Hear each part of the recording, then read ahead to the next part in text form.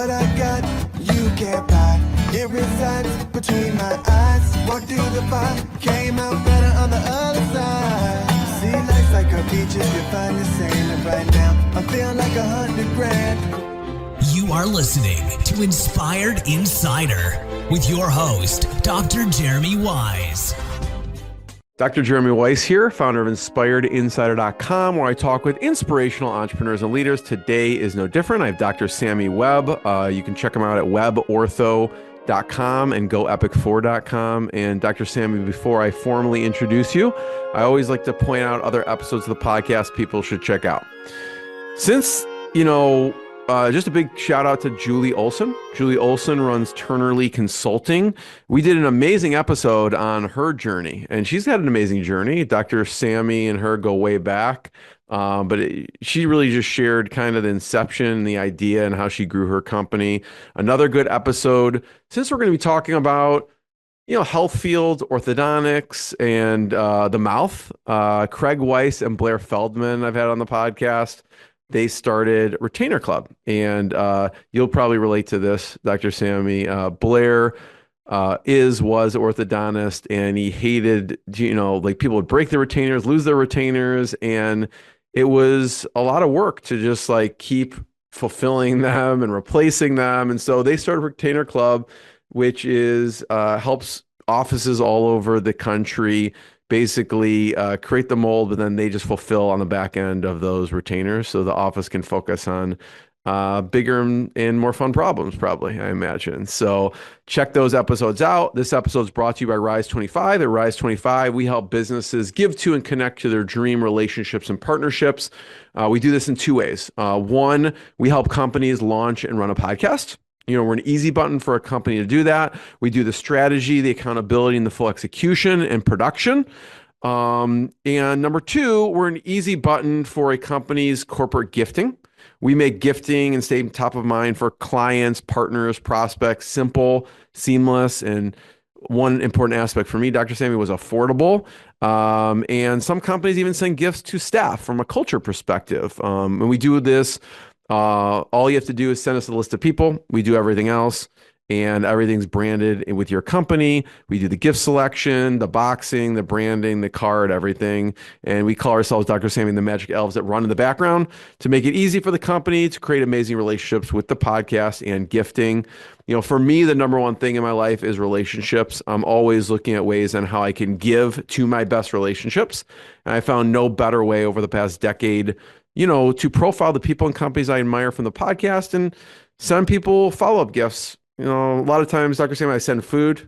Maybe it's not so good for their mouth, but because some of them are sweets, but people like it. So check it out, rise25.com, or email support@rise25.com.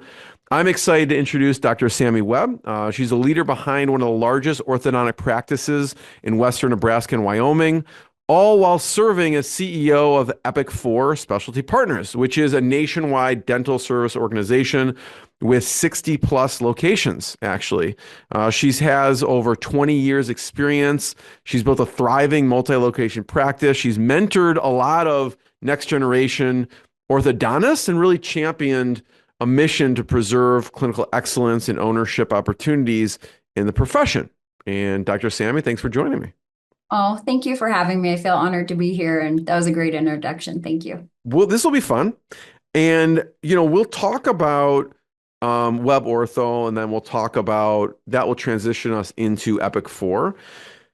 But I want you to talk about the journey of Webb Ortho first and how the journey began a little bit, because it was probably, I guess, throwing someone in when they don't know how to swim a little bit. Yeah. So my journey began about 20 years ago, and I finished my residency at Ohio State University and was looking for an opportunity, a place to land. And I ended up in Scottsbluff, Nebraska. There had been some tragedy and they lost their orthodontist, and I took a chance. How did you find out about the opportunity in the first place? Well, interesting story. I was actually starting a practice in Montana, and I went to the bank. I had already purchased the land, designed a building, went to the bank, and they basically told me, yeah, you're going to have a job somewhere else here in town. Well, it was a small town. Nobody was going to employ a competitor. So I started reaching out to people to find other opportunities where I could maybe fly in, work for a week, and then go back and keep working my own practice. And I reached out to a gentleman who said, "Hey, I just need some help in Scottsbluff, Nebraska. It's one of my satellites." And I thought, no, I'm not interested. I'm starting this practice in Montana. And we eventually decided that this would be great. We're originally from South Dakota, my husband and I, and we decided this would be a great place. So we pivoted, changed our direction, and we landed in Scottsbluff. And the the practice is only open one day a week on Mondays, and it was an interesting transition. My first day in practice, there were 120 patients on the schedule, and the other doctor that was supposed to be there to help me transition got scheduled in another practice. So I was flying solo on my first day. The patients, the team didn't know me. I had to introduce myself to every patient. I think we were 2 hours behind the entire day. And I always say, if I can get through that day, I can get through anything. And it was in a hospital setting in an old urology office with 6 bathrooms, and I think there was a Farberware toaster oven for a sterilizer. And so it was a rough beginning, and I basically just had to learn how to do everything on my own. He was there for 2 days of my transition, and so it was just learning as I go.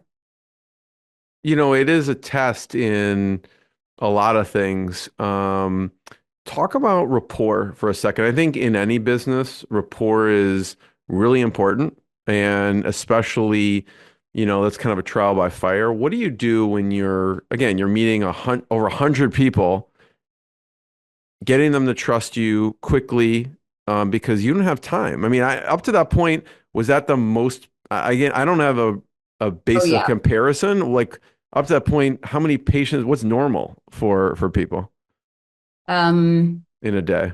I mean, coming out of a residency program, you may see 5 patients in an afternoon. So I had about a 6 month span in Ohio where I did work in some private practices. And I always knew I was going to be out on my own and do a startup. So I took everything I could from my residency program, and I went to all kinds of practices, evaluated. And so I was ready. I wasn't sure I was ready for 120 patients the first day, but I think it's just, I think it's about making connections with people and reading them, making them feel cared for, heard, understood. And I've been able to do that successfully through my career. And I think that's one of my gifts that maybe I received from my mom. But I think that's what has given me my reputation in this community, is that they just know that I care, and I'm going to do my best for them and provide the best care and customer service. What did you learn from your mom as far as that goes? My mom was just one of those people that everybody adored. I mean, you could just feel the love coming from her, and just she was just special. Hmm. What's interesting is, from there, I think, the next piece we'll talk about kind of expansion, and you grew it, I think just 6 locations, in not kind of in short order. You could have just stayed and done what you were doing at that clinic and been super busy and successful. What was it inside you, with your ambitions that you're like, I want to keep growing this? At the time, it was more to service patients than anything. So this practice is open one day a week, and I slowly grew that to full time. But then I realized I had patients driving to my office. I mean, some were driving 3 hours each direction to get to me, and I wanted to bring our services to them. It was easier for me to travel my team than it was to have 100 patients traveling. So we slowly expanded into a lot of the smaller communities around us, for their benefit. Talk about expansion, and maybe if you knew now what you knew, if you knew now instead, go back in your younger self, what do you wish you knew at that point maybe it's something you would have done a little bit differently with the expansion process. Talk about that for a second. Yeah, I mean, we grew really fast, and um, there was a point where you just kind of get lost and you realize that systems are so important in order to make this work. And I finally got to the point where I realized I needed help. And so one of the best things I ever did was bring a consultant into my practice to help me, because sometimes when you're living it and you're in it every day, you don't see the things that maybe you're doing wrong or could do better. And so bringing in an outside consultant, she really helped me see things more clearly, and really kind of helped us put better systems in place. And I remember when I was in residency, I had a faculty, Dr. Berkowitz was his name, and he always used to tell us, hire a consultant when you're out in practice. And he said, I promise you, if you don't get your money's worth out of your consultant, he said, I will pay you back.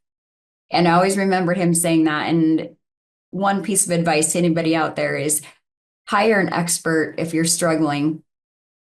Because our practice grew, our systems were better, my team was happier. So that's one thing I learned in that expansion. I want to get a little granular with the systems part, because I think it's usually understated in a lot of the interviews that I do and how important it is.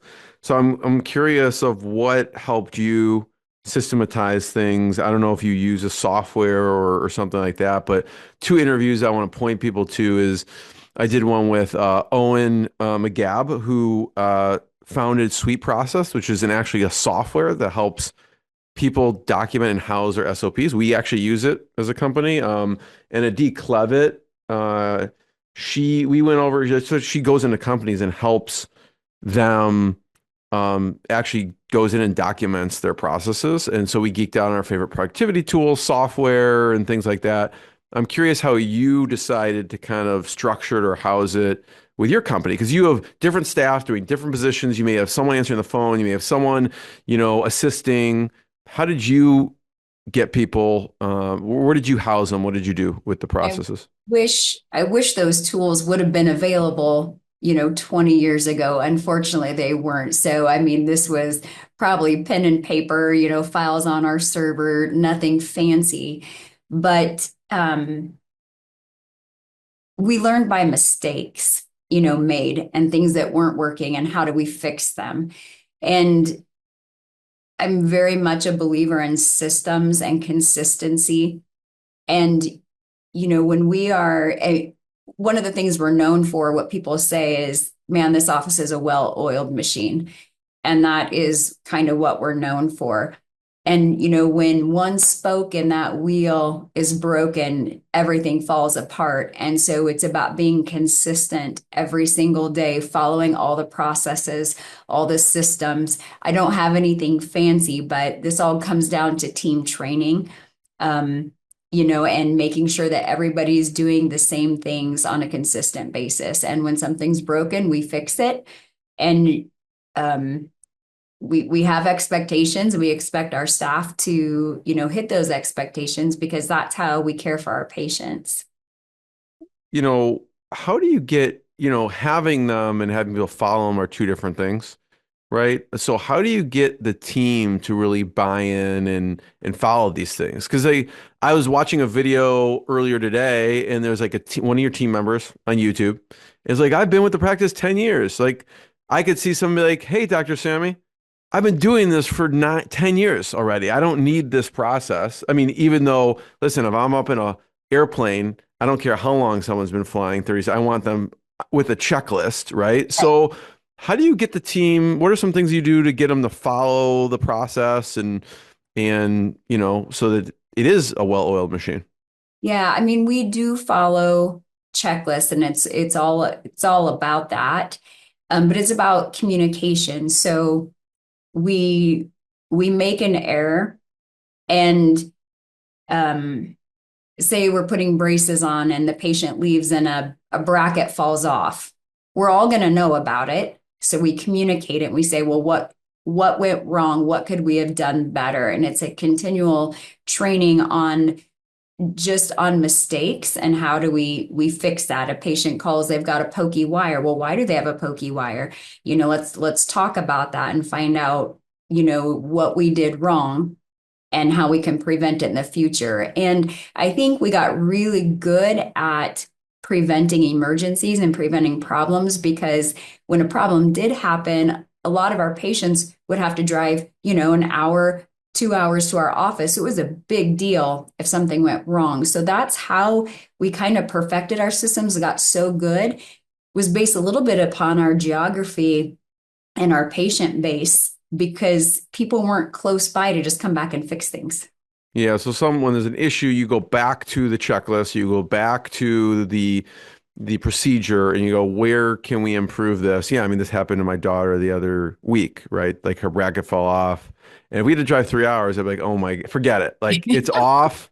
Like, I don't care about your teeth. Like it's ridiculous. I'm not driving 3 hours, but people are dedicated for that Yes. stuff. Anything else that sticks out in the expansion? Obviously, listen, I don't practice anymore, but chiropractor, I can't imagine having 6 locations. I mean, it's stressful. Stressful having one location, right? Yeah. So, what sticks out to you as like a growth for you as maybe a leader, a business person in this growing in all these locations? I mean, it's tough. I'm jealous sometimes of the doctors who can just sit in one office. And I think, man, if I only had one, that would be great, and it's not just, I mean, it's the travel, it's the packing, it's the facilities. You land in a facility and the heater's not working, but you didn't know it, or this toilet's broken. I mean, it's constant. What I do love about it is, I'm having PTSD right now, but yeah, I hear you. yeah. What we do love about it is that our team travels together. So it gives us a lot of time to get to know each other. We spend a lot of time in the cars together. We have about 6 company vehicles and we travel as a team. And the rewarding part about our satellite offices is that the patients are so grateful and they're so wonderful. And they're, even if we're running a little behind, it's fine. We're just glad you guys are here. Thank you for taking care of us. And so these people in these communities are very grateful, very supportive, understanding. And I think it's one of the things I've learned is that we have a main hub, office, and then everything kind of goes from there. And you can't just be a community leader in that main office. We have to be involved in all those communities and support all those kids, all the programs. And it's really becoming a part of each one of those communities is what makes you successful. Talk about the culture for a second. What do you do? Obviously, watching some of these videos, the staff have been with you for over a decade. What do you do to help with the culture? Early in my career, I was definitely more of a micromanager because I wanted these systems set up. I wanted everything perfect. And, I had high expectations. I rode them very hard and I was micromanaging. And I did learn along the way that that wasn't helping me and that I had a lot of great people and I needed to let them grow and become leaders. And so that was a mistake I made early on. If I could go back and change that, I would. But it's interesting because sometimes you feel that being hard and having those expectations, back then they used to hate it. And there was a time where I kind of stepped back and I said, okay, I'm going to, let them go and let them do those things. But you can see them almost start to panic just a little bit as you step back. And they're like, well, Dr. Webb used to hold us more accountable. And I think of it like children. They all think they don't want rules. But at the end of the day, kids thrive on structure and rules. And, so does my team. And so I think that over the years, they've come to respect me for the quality of care I provide. And they know that those expectations I set are to take care of those patients in the best way possible. And I have a lot of long-term team members, and we take good care of them. They have benefits, bonuses, all the things, but um, at the end of the day, it's how you make them feel. And early on in my career, on every single pay stub I used to give them, I would write them a note. And, I give them handwritten cards. I try to let them know how much they're appreciated and valued. And I remember one time I had a team member say, Dr. Webb, I get this was back when I had to do handwritten checks. Keep in mind, this was, back then before payroll systems. And she told me, she said, I get more excited about the note that you put on my paycheck than I am about the paycheck. And you realize that they want to feel important. They want to feel part of something special, something bigger. Yeah, no, thanks for sharing that. It's a testament to people being there for so long. Now, I do want to bring up you have received some criticism before, specifically around well, you know what I'm talking about. Yep. But talk about some of the criticism you've received. Yeah. So I I mentioned earlier to you just that I've always believed in taking care of people, care of children, and I've never tied anything to money. I never really cared about what I made. I always knew that if I took great care of people, that the money would follow. And so early on in my career, I knew that I needed to care for the children in Western Nebraska, and it didn't matter how, but I was going to do it. And so I became a Medicaid provider very early on, and I lost money on every single kid that I saw. The reimbursement was so terrible, but I did it because that's what brought me joy, because these kids came from families where they didn't have much good in their life. They didn't have a reason to smile, but this was our opportunity to make those kids feel special every single time they came in. Give them a smile, give them something to feel good about. And so we would spend our time really making those kids feel like they were so special, like they're the only ones there for the day. And, my team over the years has said, man, Medicaid's hard. Why do we take this? And I've always told them we always will. And, even in this industry going into EPIC4, there's a lot of providers that say, oh, Medicaid's bad. And I will always take Medicaid, and I always treat these kids. And a few years ago, I received the Medicaid Provider of the Year award in Nebraska. And it was just telling. I mean, it made me feel good to know that, hey, your efforts are being recognized. But we feel a sense, to really take great care of all these children.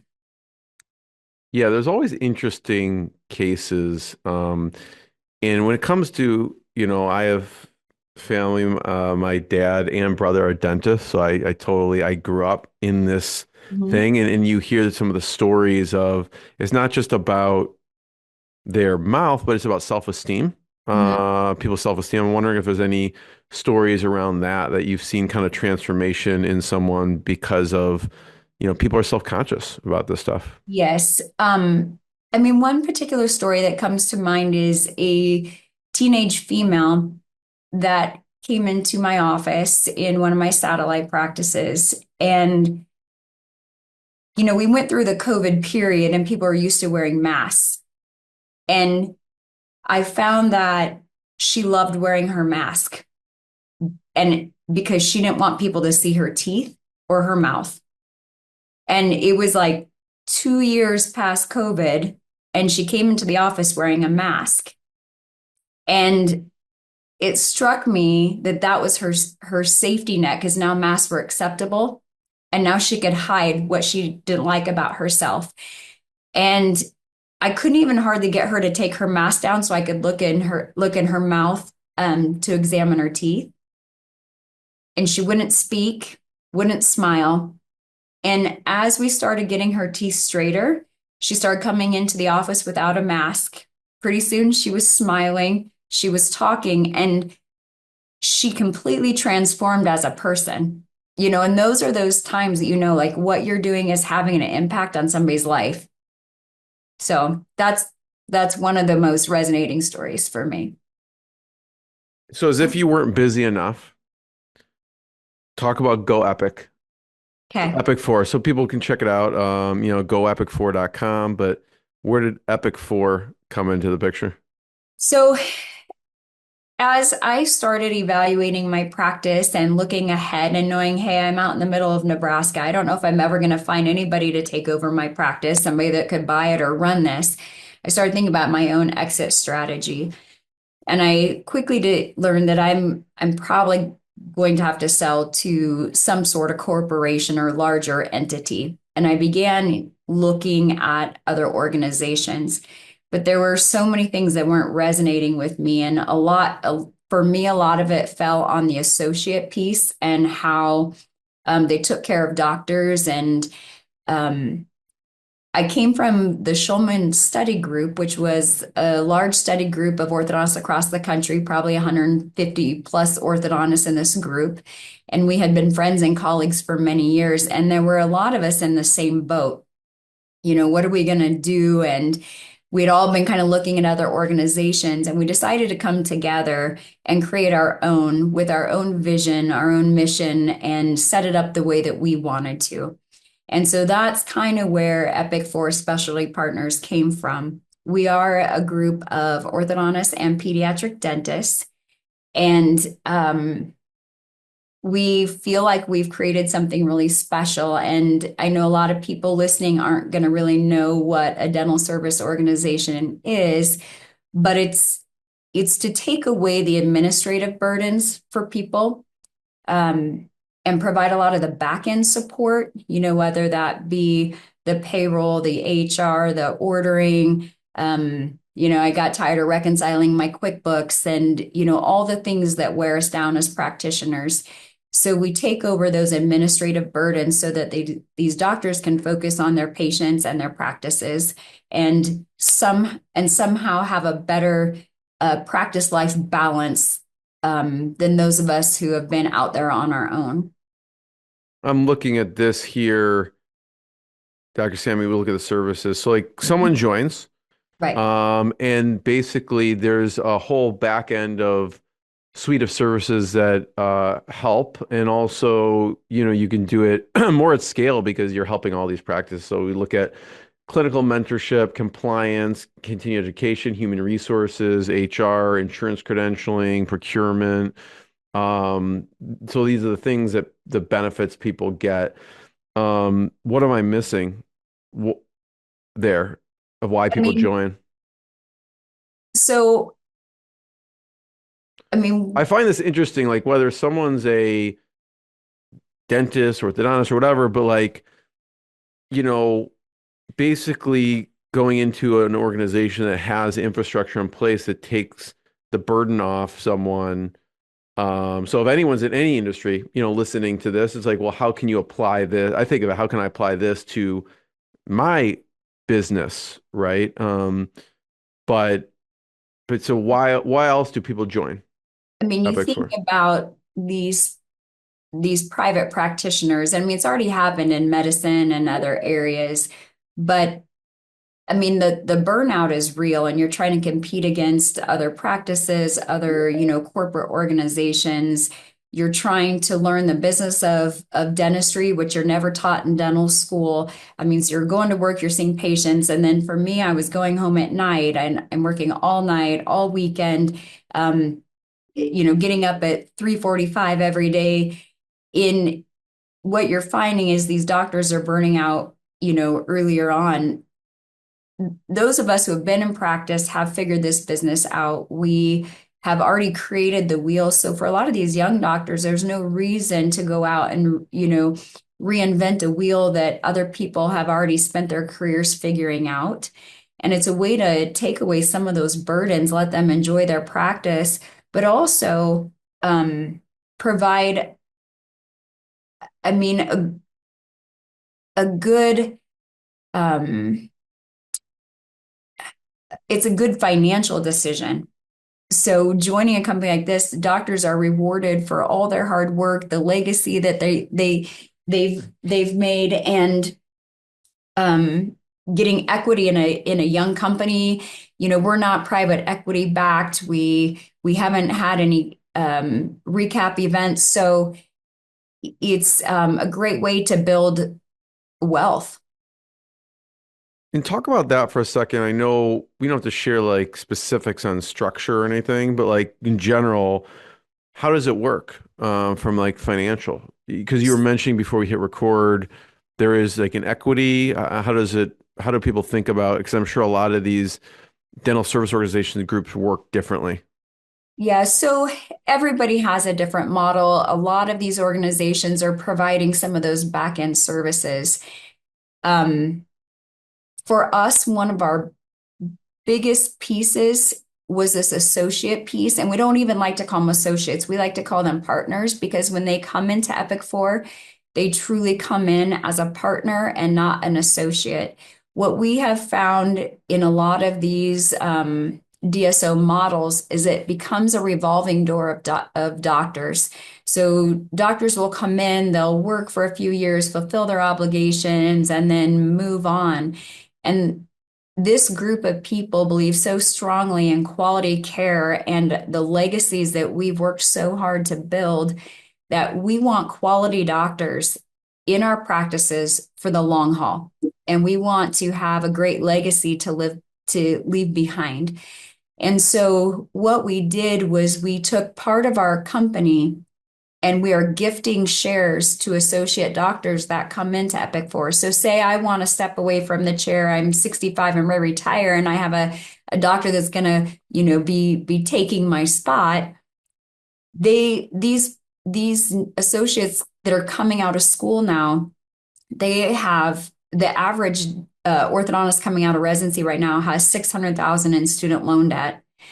And, they can't afford to buy a practice. They need a long-term home and they need somebody, group that's there that's going to mentor them. But yet they also want some sort of ownership in a company. Well, what we've done is kind of taken away those financial burdens. Most of the other companies, they have to buy equity in the company to become, an owner in the organization. With EPIC4, again, we set aside a large portion of our company to gift shares that they have to do nothing for. All they have to do is come to work, treat our patients well, and do what they love. And they gain automatic equity into the company. For all the other services that you provide in the back end, are they paying like a monthly fee typically or? No, so this is a partnership model. So say a doctor in Texas wants to join EPIC4. What they will do is they will actually sell their entire company to EPIC4. And we have different models, but we don't like to really consider it, like a sellout. This is more, we like to use the word partnership because they're partnering with EPIC4. Everything in their practice is going to stay the exact same, but they will, get some cash for their practice. They're also going to have an equity piece. And all the doctors, all the original founders of EPIC4 came in as all equity. So nobody took any money off the table. We put all of our chips on the table and we said, you know what, we're going to bet and we're going to bet on us because we're going to do this right and we believe in what we're doing. So we take that equity piece very seriously and we are going to protect those doctors' equity in the company. Obviously it's not a fit for everyone and you're choosy on who comes in. So who is a fit? What is someone listening or they know someone, obviously from an orthodontics or pediatric dentist perspective, but I don't know if there's a certain size or who's a fit for EPIC4. I don't know that size necessarily matters. We want people who are cultural fits. We want quality doctors who are interested in growing. We want people that we can work with and trust. And we want profitable practices. And really, as far as even age range goes, we have people in our company from, 40 years old all the way to 67 years old. So a large range of people. And, on our website, we'll talk about different stages of practice and whether it's explore, enhance, exit, and they can watch those videos just depending upon where they're at in their career, how EPIC4 may be able to help them. first of all, Dr. Sami, thanks for sharing your journey, your stories. I'd love to hear maybe some of your mentors in business and a few lessons they taught you, because I know that over the years, consultants and mentors have been important for you. Yeah. I mean, one of my mentors was a private practitioner named Dr. Paula Hari. She was one of my faculty in residency, and she's just been by my side through my entire journey and very supportive. Shar Ish was one of the best consultants. I've used her for years. She's changed my life and my practice, my team. As far as in EPIC4, we have just surrounded ourselves with, I mean, top-notch people, and our advisors with Aligned Dental Partners. They have been absolutely amazing. We could have never done this without them. I mean, who even says they love their attorneys, but we absolutely love our attorney, Rob Marchant from Benish Law Firm. And I will say that we are probably one of the largest mergers in orthodontic history. We merged, 53 locations on one day, and it's been a massive lift. And we couldn't have done it without this group of people. And we are proud to say we're headquartered in Scottsbluff, Nebraska. And the team that we have put together are top notch. Katie Camacho serves as our operations manager, and we have our director of finance. Everybody, they're local people with, the work ethic is just incredible, and that's what we're proud of here in the breadbasket of America, are the quality people that we've surrounded ourselves with. Dr. Sami, thanks for sharing the journey. It's been pretty incredible. I want to encourage people, you could check out goepic4.com to learn more. You could check out webortho.com to learn more. And Dr. Sami, thanks so much. Thank you so much, Jeremy. I appreciate it. What I got, you can't buy. It resides between my eyes. Walked through the fire, came out better on the other side. See, life's like a beach if you find the sailing right now. I feel like 100 grand.